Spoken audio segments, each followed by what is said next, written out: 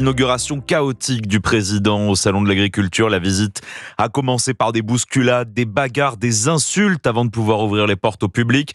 Emmanuel Macron a essuyé les sifflets des agriculteurs en colère avec qui il a tenté un dialogue en forme de mini-débat ce matin qui a tourné au fiasco, Mayalène Trémollet. Oui, après l'annulation de son grand débat, Emmanuel Macron, contraint de composer avec des centaines d'agriculteurs en colère, propose en fin de matinée une nouvelle réunion avec les syndicats qui le souhaitent. Réunion informelle, improvisée. Debout en chemise, le chef de l'État écoute des dizaines de témoignages d'agriculteurs en colère sur le suicide, l'Ukraine, l'agriculture biologique ou les problèmes de revenus. Moi, ça fait 3 ans que je travaille 100 heures par semaine, que je sors pas heureux. C'est ma femme qui me fait vivre. On parle de bien-être animal. Qu'est-ce qu'on a, nous, en agriculture, comme bien-être? Dès que j'ai besoin d'un peu d'argent, je vends 5 vaches, je vends 10 vaches. On n'a pas de vision.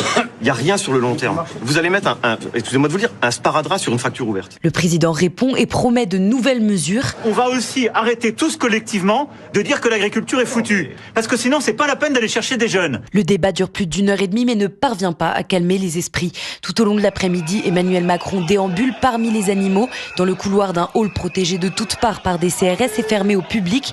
Sa visite est principalement rythmée par les cris des agriculteurs, quelques affrontements et une protection policière très renforcée.